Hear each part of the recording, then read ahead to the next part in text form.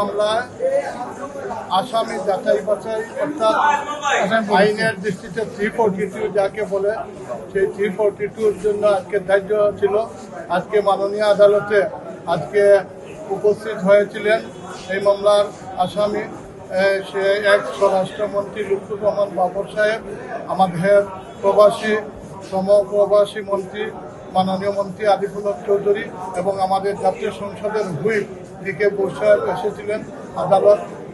আমরা আদালত এই আসামিদের লিখিত বক্তব্য নিয়েছেন, মৌখিকভাবে বক্তব্য লিপিবদ্ধ করেছেন। নন ইনভার্টার এসির দামে ঘরে আনুন বিদ্যুৎ সাশ্রয়ী ইনভার্টার এসি। এখন 1.5 ton my one inverter AC মাত্র 48,900 টাকা পাওয়া যাচ্ছে মিনিস্টার শোরুমে।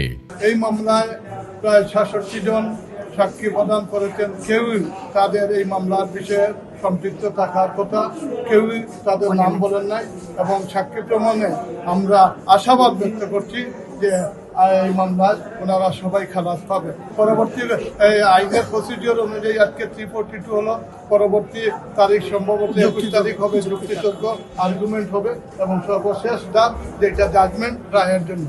সাক্ষীরা এদের নাম বলেন নাই, 66 জন সাক্ষী কেউই তাদের নাম বলেন না। এই মামলাটাই দায়ের করা হয়েছিল এই বিএনপি পরিবারকে ধ্বংস করার জন্য, বিএনপির নেতৃত্বকে শূন্যতা পরিণত করার জন্য এই মামলাটা দায়ের করা।